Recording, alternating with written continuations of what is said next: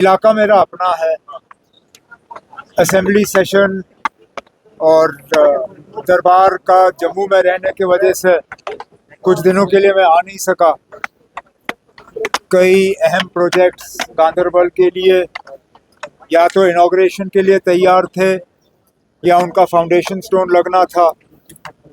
आज कोई 80 करोड़ के प्रोजेक्ट्स जो हैं वो गांदरबल के लिए या तो इनॉग्रेट हुए हैं या उनका संग बुनियाद रखा गया, जिनमें गांदरबल हॉस्पिटल का सीटी स्कैन, कई वाटर सप्लाई स्कीमें, एक बहुत अहम ड्रेनेज का स्कीम पूरे गांदरबल के लिए, एक बाईपास रोड बिहामा चौक के रश को कम करने के लिए।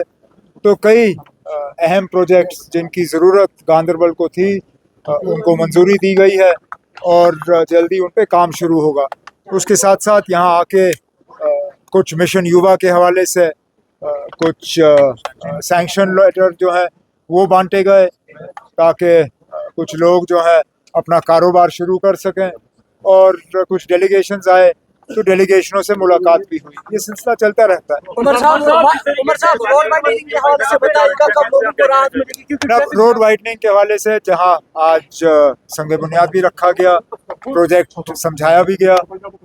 वो 1 साल मांग रहे थे, लेकिन हमने उनसे कहा हुआ है कि इसमें तेज़ी लाई जाए और इसी साल जो है ये प्रोजेक्ट मुझे कहा गया है कि मुकम्मल होगा।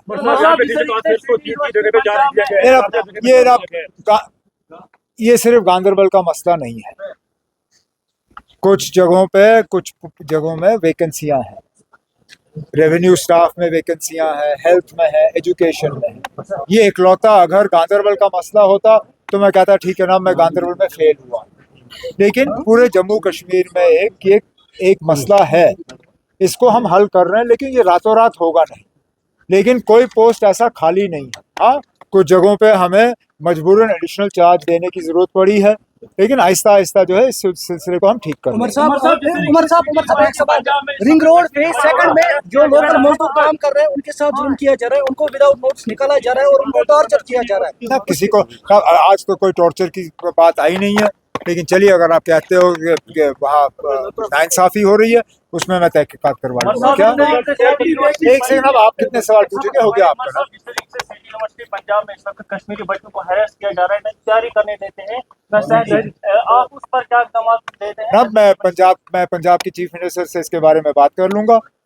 ये यूनिवर्सिटी का खुद का काम होगा, क्योंकि पंजाब की हुकूमत ने हमेशा जम्मू कश्मीर का साथ दिया हुआ है, और मैं दावे से कह सकता हूँ कि पंजाब हुकूमत जो है इस चीज़ की इजाज़त नहीं देगी, और यूनिवर्सिटी को जो है इसके बारे में कहा जाएगा, और कहीं पे भी अगर कश्मीरी स्टूडेंट्स को इस तरह का मुश्किल का सामना करना पड़ रहा है वो ठीक हो जाएगा।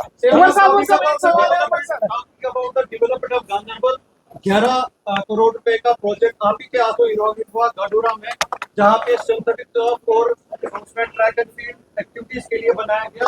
लेकिन हमारी यूथ जो है अनफॉर्चुनेटली गांदरबल के लोकल्स को वहाँ पे अलाउ नहीं किया जाता है, जबकि 30 to 40 स्टूडेंट्स जो बीपीएड कर रहे हैं, जिनको टीचर्स ट्रेनिंग प्रोग्राम कर रहे हैं, उनसे हम ये एक्सपेक्ट कर पाएंगे वो ओलंपिक्स में जाके मेडल्स लेंगे। बच्चे ये वहाँ पे अलाउ नहीं है। अब आप पहले सुनिए ना, ये सिंथेटिक ट्रैक बना फिजिकल एजुकेशन कॉलेज के लिए, ये फिजिकल एजुकेशन कॉलेज का ट्रैक है। लेकिन अब अगर यहाँ के कुछ यूथ जो हैं इस ट्रैक को इस्तेमाल करना चाहते हैं, मैं फिजिकल एजुकेशन कॉलेज के जो वहाँ पे जो अथॉरिटीज़ हैं उनसे बात कर लूँगा। ये लोग जो है, ये नौजवान अपने आप को आइडेंटिफाई करें, वहाँ फिजिकल एजुकेशन कॉलेज में अपने आप को रजिस्टर करें, मैं इनको इजाज़त दिलवा दूंगा इस ट्रैक को इस्तेमाल करने की। ईरान में जो बच्चे हैं उनको बताया जा रहा है वहाँ से वापस आइए, उन पर आप क्या बताना चाहते हैं?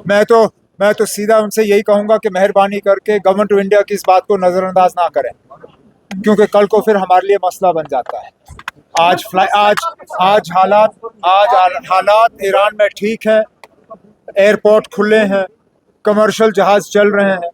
मेरी मोतबाना गुजारिश उन तमाम बच्चों से और उन तमाम लोगों से जो वहाँ पे काम कर रहे हैं यही होगा कि गवर्नमेंट ऑफ इंडिया के इस एडवाइजरी को आप नज़रअंदाज मत करिए, अपनी टिकटें कटवाइए और ईरान से बाहर आइए। अगर अल्लाह का करना ठीक रहा और हालात ठीक रहे आप वापस जाइए, लेकिन मिनिस्ट्री ऑफ एक्सटर्नल अफेयर्स ने ये एडवाइजरी खामखा नहीं दिया है। कल को अगर खुदा न खास्ता वहाँ हालात ख़राब हो गए फिर हमारे लिए मसला बनेगा कि हम उनको निकालें कैसे। इसलिए मेरी उनसे मोतबाना गुजारिश होगी कि इस एडवाइजरी को वो सीरियसली लें